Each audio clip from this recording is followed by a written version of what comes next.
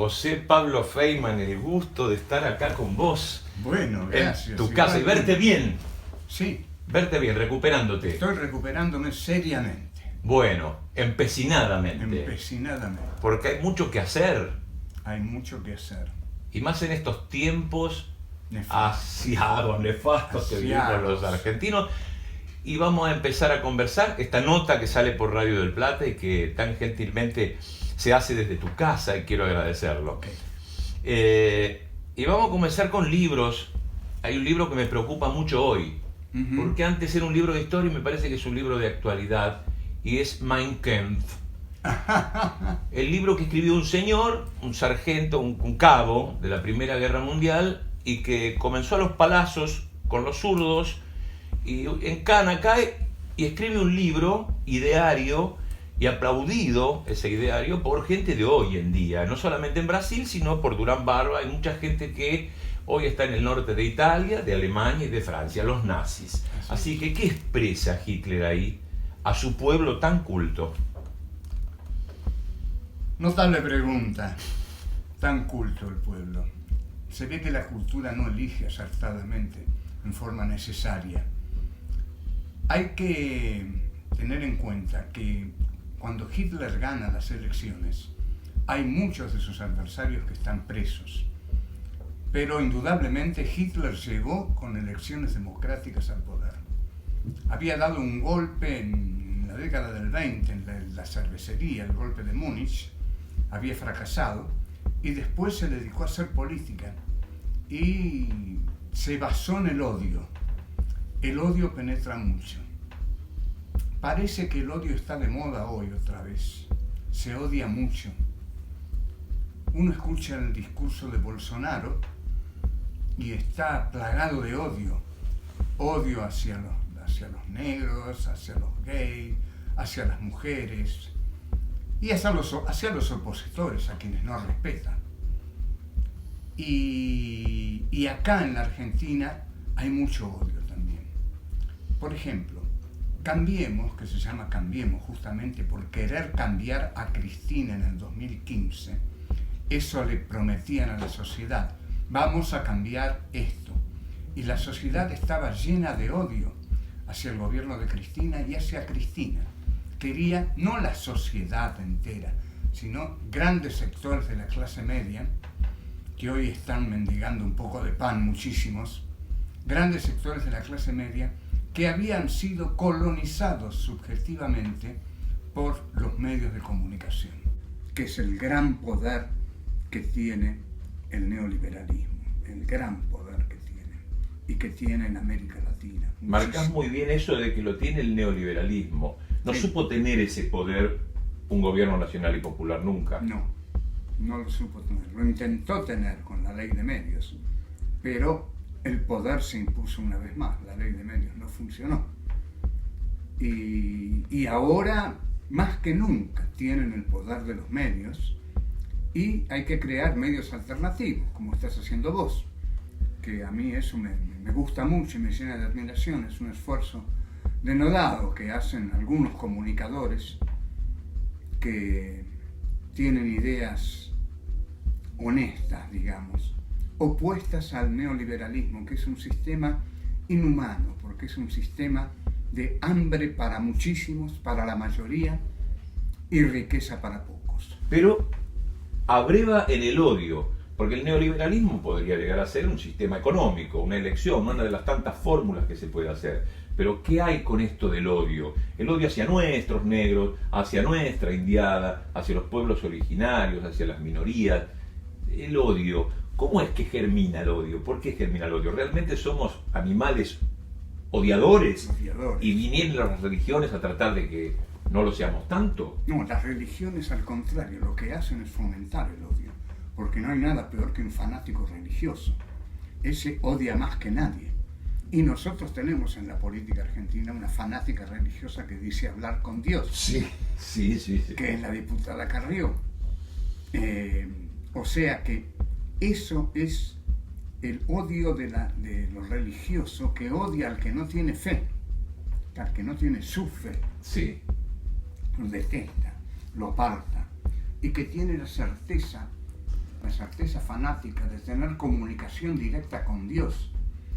Bush dijo una vez, Dios no es neutral.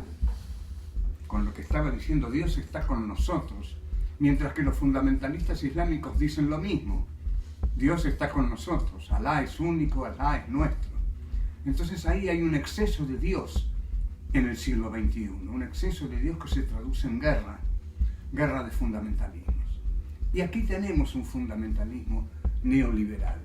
El neoliberalismo es un sistema económico, pero también es un sistema político y es un sistema inhumano porque crea la pobreza. Es un sistema que no se sostiene sino a fuerza de generar pobreza y de concentrar la riqueza en pocas manos. Esas manos son las de los poderosos que tienen los grandes medios, los grandes diarios, los grandes canales de televisión, las grandes estaciones de radio, y con eso sujetan la subjetividad de los sujetos. Colonizan. Se trata de un sistema colonizador de subjetividades, colonizador de sujetos que pasan ya a no ser sujetos libres, sino sujetos hablados por otro, pensados por otro, manipulados por otro. El otro es el sistema del poder, que muy bien estudió Michel Foucault. Foucault estudió muy bien el sistema del poder y la frase sujetos sujetados es de él, le pertenece. Yo la uso porque me parece muy buena. Sí, abrí los ojos porque me pareció, encontré esa frase, me pegó en el pecho. Ahora, los negros lo votaron. Puede ser negros ricos, como Ronaldinho y Ronaldo, pero hay negros pobres que también lo votaron. Lo votaron mujeres también. Sí. Lo han votado gente pobre. Y acá, a Macri, se lo votó en La Matanza, se lo votó en la zafra tucumana y en los yerbatales de Misiones. ¿Cómo se logra esto? ¿Simplemente con los medios? Porque ¿cómo puedo yo creer que soy infeliz siendo feliz? ¿Simplemente es una cuestión de fe? ¿Me convenzo de que soy infeliz? Existe el odio. El odio fue plantado por los medios y los comunicadores. El odio. El odio fundamentalmente a la figura de la presidenta, de Cristina. Un odio feroz que caló profundamente en la sociedad y caló también en La Matanza, donde no tendría que haber calado. Claro. Pero se cansaron de Cristina. Aparte hay algo que es el desgaste natural de un gobierno. Llevaban 12 años los Kirchner gobernando. Hay un desgaste. Por eso fue una acertada ponerle Cambiemos a la fuerza política que triunfa en 2015. Cambiemos, estamos cansados de esto, queremos otra cosa. Y ahí juega hasta la natural curiosidad de los pueblos, porque siempre se cree que se puede estar mejor. Entonces no se daban cuenta de que estaban muy bien, y que no podían estar mucho mejor, sino peor. Y eligieron lo que los llevó a estar peor. Hoy se dan cuenta, ¿no? Claro. Hoy. Bueno, puedo ver que hay una parte con la cual sos indulgente y lo acepto, que es aquellos que creyeron que se puede estar mejor. Pero hay una parte que la saco de un audio, de algo que dijiste en algún lado y que corre por todos lados, que también hay un visceral odio hacia la que es mejor que una. Una sí. Que es más linda que una, que todos los hombres queremos tener al lado y queremos besarla. Y más allá de todo eso también es capaz de hablar en las Naciones Unidas 3 horas sin papel. Entonces hay una especie de simiente en la mujer de envidia que hace que vean a Cristina con un cierto odio también, ¿no? Eso... Un cierto odio que proviene de la imposibilidad de ser ella. La imposibilidad de ser ella. Yo hice un programa sobre por qué se odia a Cristina y causó mucha furia en realidad. Sí, claro. Causó mucho revuelo. Pero la teoría era que se la odia no porque sea mala, sino porque es muy buena oradora, es muy linda mujer, es joven, todavía es joven, lo era más en el 2015, sigue moviéndose como una persona joven, de enorme capacidad discursiva. El discurso que dio en la Cámara de Senadores fue formidable, fue uno de los mejores discursos senatoriales que se han dado en la Argentina, parlamentarios diría. Sí, sí. Cristina, yo recuerdo un libro que vos escribiste sobre el marido de Cristina y se llamó El Flaco. Así es. ¿Qué vino a representar el Flaco? Un Flaco que ganó con un 20 y pico %, pero si juntás a los otros, entre López Murphy y Menem, después del 2001 la Argentina votó derecha. Votó derecha. Y este muchacho desconocido, que era un pingüino, ¿la resultante de qué? ¿Es un gran traidor a Duhalde, traidor al peronismo tradicional? ¿O es el perfecto ejemplo de lo que es un peronista? ¿Qué es el ejemplo de lo que es un peronista? ¿Qué es un peronista? ¿Qué es un peronista? ¿Qué es un peronista? Mirá ese libro mío que tenés ahí. Que me lo vas a firmar. Por eso, con este hombre vamos a hablar de peronismo. ¿Qué es el peronismo? Me lo pregunto yo como reciente afiliado. ¿Reciente afiliado? Reciente afiliado. El 1 de mayo me afilié. Mirá vos. Pero, porque me parece que ahí está la pelea. Yo me desafilié en el 85. Lo sé. Mirá cuánto hace. Sí. Estaba harto ya. Pero escribiste 2 tomos, son 2 tomos, este es el número 1, son 2 tomos gigantescos. Son 1603 páginas. Bueno, entonces, ¿qué te enamora de Néstor Kirchner siendo peronista de un partido que vos te desafiliaste? Sí. Bueno, era un tipo simple, era un tipo directo, como se llama la nota que yo publiqué, un flaco como cualquier otro. En 2003, Néstor Kirchner era realmente un flaco como cualquier otro. Él me llamó a mí. Y a mí me llamó la atención que un presidente me llamara y que me citara en el Tortoni. Yo dije, este presidente está loco. A las 7 de la tarde en el Tortoni va a ir el presidente de la República a tomar un café conmigo. Entonces le dije al vocero, no, decirle que no, por favor, voy yo a la Casa Rosada. De todos modos fui a la Casa Rosada con una campera vieja, que estaba un amigo tomando un café conmigo antes de que fuera. Y me dice, pero ya tenés que ir. Sí, ya voy. ¿Y así vas a ir? Sí. Ah, sos un grande, me dijo, sos un grande. Y a mí me pareció natural ir con una campera que hacía mucho que tenía. Y estaba ya ajada, digamos. Pero es que Kirchner no mostraba gran apego a las formas y a la elegancia. Había votado en medio de una libertad muy grande y se había tirado sobre la gente al punto tal que lo había lastimado un fotógrafo. Sí. Un fotógrafo de Clarín fue. Sí, justamente. Anticipando los tiempos. Y bueno, me gustó desde la asunción. Aparte, al día siguiente de asumirlo acompañó a Damián Filmus a Santa Fe, tomando el gobierno entre las manos con gran decisión. Y eso me gustó.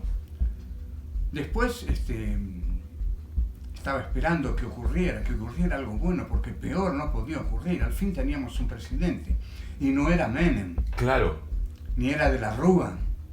Menem se retiró del balotaje, porque ahí sí perdía por el 70%. Sí, claro. Claro, pero en definitiva, Kirchner viene a formar justamente este nuevo pensamiento que se ha dado en llamar kirchnerismo, pero que se vuelca un poquito más hacia las masas, hacia la gente, hacia las izquierdas. Es todo lo contrario a Menem, cuando en algún momento estuvieron de la mano. Pero esto es una idea, un chispazo que tiene de abrirse de todo ese peronismo dualdista que lo llevaba a ser el delfín de Duhalde. Así es. Y se abre de todo eso. Se abre y sintoniza con el espíritu latinoamericano de la época, que ya estaba dado por Chávez. Entonces, ve cómo viene la mano y le gusta, y además es un setentista Kirchner, es un muchacho de la JP.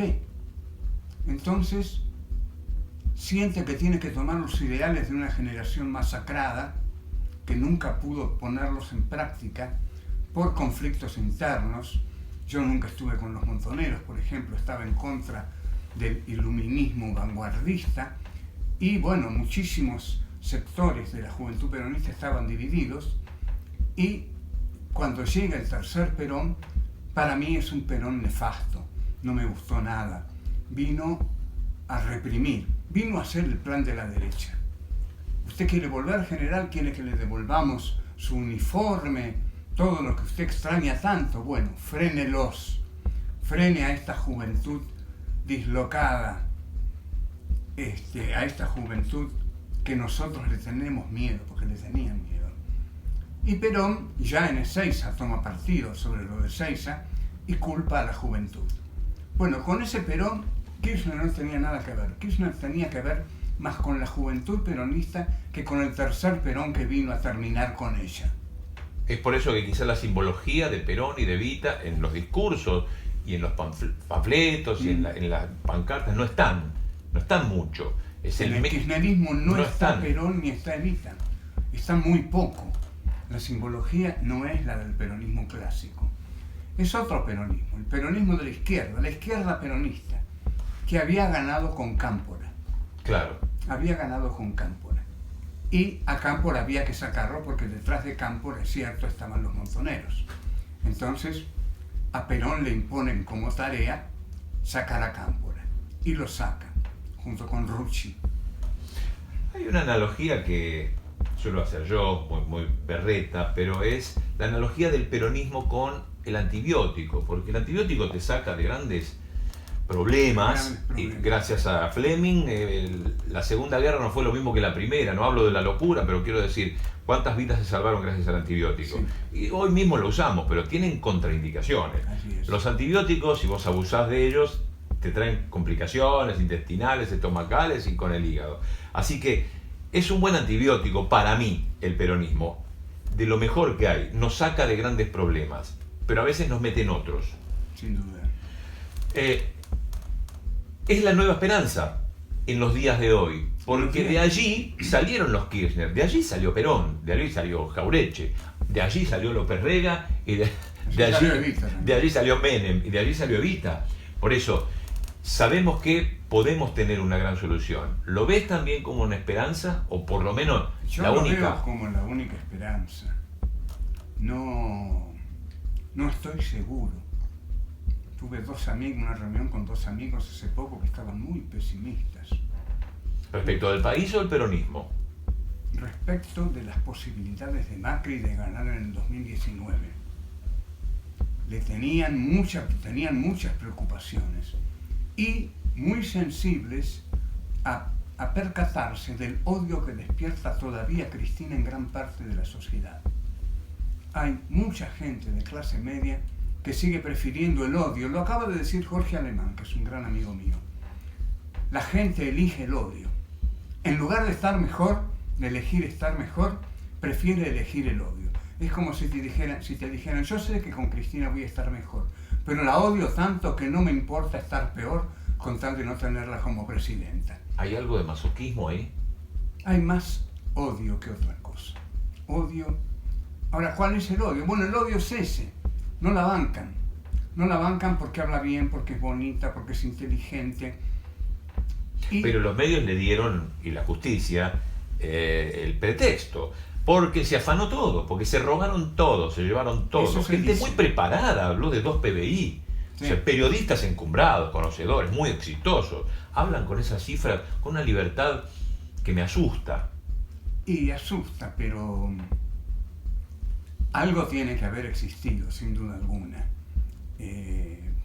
Pero no es esto que se está intentando demostrar. Esto es mentira. No hubo tal magnitud de robo. Hubo la corrupción que hay en los gobiernos. En todo gobierno hay corrupción. Y hasta ya te dicen muchos analistas que no se puede hacer política sin tener mucho dinero. La política y el dinero van de la mano. O sea que el que quiere hacer política tiene que estar dispuesto a manejar mucho dinero, porque la política consiste en gran parte en comprar a los que no están con nosotros para que estén con nosotros donde los necesitemos. Entonces hay que comprar de todo. Intendentes, militantes, jefes de partido, periodistas, ya lo creo. Sí, claro. Ya lo creo. Claro, mi gremio no tiene tribunales de ética. No. Lo tienen los médicos, aunque sea para protegerse, pero lo tienen los abogados, los escribanos. Pero no hay un tribunal de ética para una herramienta tan peligrosa como es el periodismo, que puede infundir odio, o amor, o fanatismo, o mala información. ¿Cuánta circula? Mala información. Información trucha, información falsa. Y no hay un tribunal de ética, van los destinos de la gente, los destinos de la vida de un chico desnutrido, van ahí. No hay, tendría que haber. Los tribunales de ética se han transformado en la doctora Carrió y los tribunales. Claro. El club judicial. La justicia está haciendo el papel que hicieron en otro momento los militares. Arrestar, encanar, tratar mal, por no decir torturar, pero tratar mal, muy mal, y reprimir. Hay un aparato represivo inmenso que lo maneja además una persona como Bullrich. Duro Pueyrredón, diría yo. Duro Pueyrredón. Como Bullrich, que no tiene ningún problema en felicitar a un policía que mató a un chico por la espalda, como Macri tampoco. Esa es una línea que se baja de la sociedad y que es gravísima. Y que hay gente que está contenta con eso. Ah, sí, hay gente que dice, yo me pongo contento cuando veo que la policía le da palos a los negros. Bueno, ese odio estuvo reprimido 40 años. Después de la dictadura militar y viene Alfonsín, quizá mucho tachero, mucho kiosquero, mucho verdulero, pensaba que se quedó corto Videla, como algunos dijeron se quedó corto Adolfo. Yo lo conocí, lo viví en mi niñez, mirando a algún que otro judío, se quedó corto Adolfo. Entonces, se tuvieron que callar porque daba vergüenza. Hoy no les da vergüenza. Pero ese porcentaje de odio existió en la sociedad argentina, siempre estuvo. Y bueno, estaban los taxistas casi. Eso te digo, sí. Y yo, hijo de tachero, lo conozco muy bien eso. Estaba mucho en los taxistas. Acá tenemos La Condición Argentina, que es uno de tus últimos libros, y con esto vamos a terminar, porque me gustaría hablar un poco de ese ser argentino en el tiempo. Parece que estoy hablando de Heidegger, ¿no? Eso me lo enseñaste vos, ser y tiempo. Pero el ser argentino en el tiempo, lo que estaba hablando ahora. Pasaron 40 años, pero ahora pueden decir, habría que llevarlos todos a un paredón o colgarlos.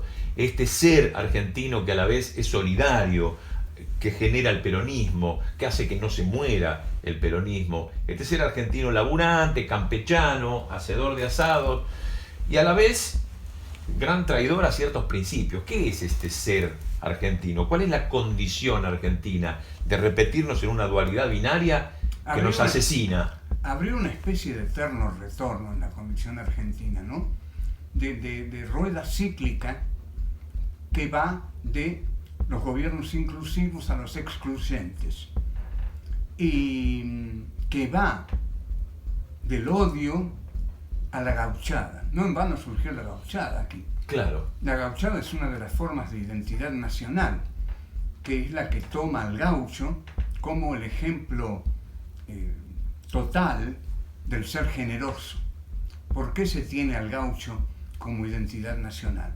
Bueno, cuando llegan los inmigrantes, a los gauchos los habían matado a todos, sí, claro, en la guerra de policía que hace Mitre, justamente sí. Mitre. Y cuando llegan los inmigrantes, falta en el país una identidad nacional. Entonces deciden inventar al gaucho fraterno, el gaucho cantor, el gaucho bueno, el gaucho manso. El gaucho de Huiraldes. El gaucho de Huiraldes. Y el gaucho del segundo Martín Fierro, de la vuelta de Martín Fierro. El que obedeciendo vive nunca tiene suerte blanda, mas con su soberbia agranda el rigor en que padece. Obedezca el que obedece y será bueno el que manda, aconseja Martín Fierro en la vuelta a sus hijos.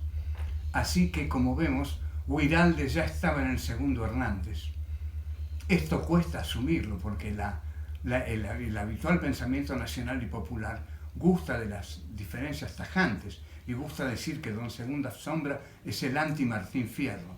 No, es el anti-Martín Fierro de la primera parte. Claro, el rebelde. Fierro. El rebelde, yo abriré con mi cuchillo el camino para seguir. Ese Martín Fierro, porque son de palo las campanas de los pobres. Ese Martín Fierro es el que necesita hacerse un lugar en el sistema que Buenos Aires ya ha triunfado.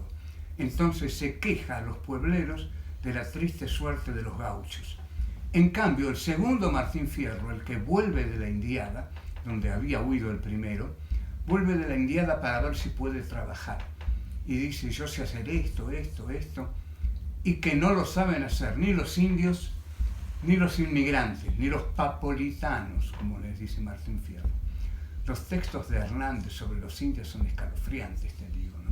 Porque no quería para nada a los indios. Eran rivales de los gauchos en las tareas de la hacienda, no los quería como rivales en las haciendas. Él quiere a los gauchos en la estancia, como trabajador rural quiere al gaucho. Y Huiraldes toma al gaucho como tropero, y como el gaucho tropero va de un campo a otro, identifica su condición de tropero con la libertad. Entonces el gaucho es el hombre libre, el hombre que va de un lado a otro llevando la tropilla. Y así es el hombre manso, el hombre que obedece. Entonces tenemos así que Lugones, en El Payador, crea la figura del gaucho cantor, el gaucho bueno, el gaucho de la gauchada. Y así la oligarquía argentina del centenario tiene como oponerse a los inmigrantes con una identidad nacional. Ustedes vienen a quitarnos la identidad, son la chusma ultramarina, como les dicen, pero nosotros tenemos una identidad que es la del gaucho. Y así se consolida la identidad del gaucho como el gaucho bueno, el gaucho de la gauchada. Pero el gaucho supo ser el gaucho guerrero, el gaucho de la Montonera de Facundo, de López Jordán, de Ángel Vicente Peñalosa. Ese gaucho fue el gaucho más guerrero, que más se opuso a la política de Buenos Aires, que era la política del monocultivo, de destruir las industrias artesanales del interior. Toda esa política es la que Estados Unidos no triunfó en Estados Unidos. En Estados Unidos, en la Guerra Civil, no triunfó el monocultivo del sur, sino el industrialismo del norte. Acá triunfó el monocultivo de la oligarquía porteña y bonaerense sobre las nacientes artesanías rurales del interior. Ahí había la posibilidad de una industria, como la hubo en el Paraguay. En el Paraguay hubo astilleros, altos hornos, hubo todo un desarrollo industrial. Por eso Inglaterra pidió a Brasil y Argentina que destrozaran al Paraguay. Y no le iba a pasar con Argentina y con Paraguay lo mismo que ya le pasó en Estados Unidos. Claro. Ellos necesitaban la materia prima barata. La materia prima de Estados Unidos era más barata que la de Inglaterra. La más cara era la de Inglaterra. Y Adam Smith dice, siempre es buen criterio de todo padre de familia no comprar en casa lo que puede conseguir más barato afuera. Entonces, cuando el sur es derrotado y ya no puede proveer a Inglaterra de algodón, Inglaterra fija sus ojos en el Paraguay. El Paraguay está cerrado, proteccionista, la China de América, le dicen. Entonces, ahí se genera el Tratado de la Triple Alianza. Argentina, Brasil y Uruguay, para destrozar al Paraguay y abrir el mercado para que Inglaterra tenga el algodón que necesita. La guerra la termina liquidando el Brasil con una masacre tremenda, 600.000 muertos hubo en esa guerra. Se quedaron sin nombre. Solano López también, hasta el último aliento, defendiendo aquello que era un país soberano, industrial, de punta. Pero bueno, todo esto que estamos diciendo, ya para resumir, esta condición del gaucho bueno y demás, se mezcla después, quieras o no, con esa chusma que venía de Europa, con ideas anarquistas, el laborismo, claro, y se genera una identidad ya más mixta. Más mixta. Hay un terror muy grande siempre en nuestra oligarquía, que le tomen la casa. La metáfora de la casa tomada, que es un cuento de Cortázar, sí, es formidable para entender la historia argentina. La oligarquía nunca va a permitir que le tomen la casa. La casa es de ellos y la gobiernan ellos.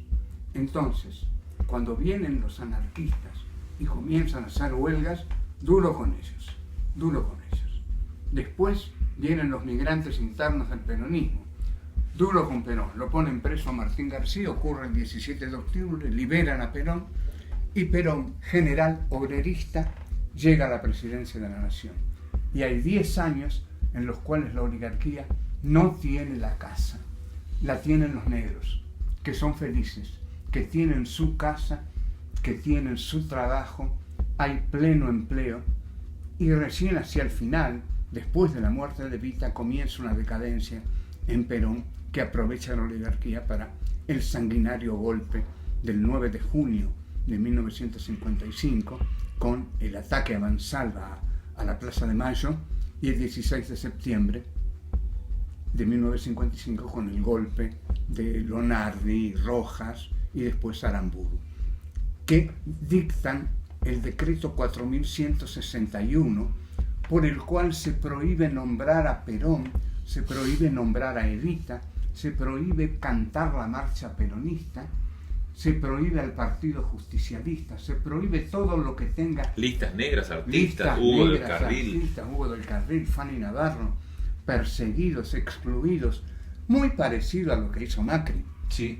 Macri hace algo muy parecido en cuanto a la persecución y en cuanto a tratar de liquidar todo lo que sea kirchnerismo. Es muy gracioso que a una parte del peronismo le digan peronismo presentable. Sí. ¿Por qué es presentable? Porque es el peronismo obediente. Claro. El otro no es obediente. Claro. El kirchnerismo no es obediente y menos conducido por Cristina Kirchner. Es el Martín Fierro primero. El Martín Fierro primero.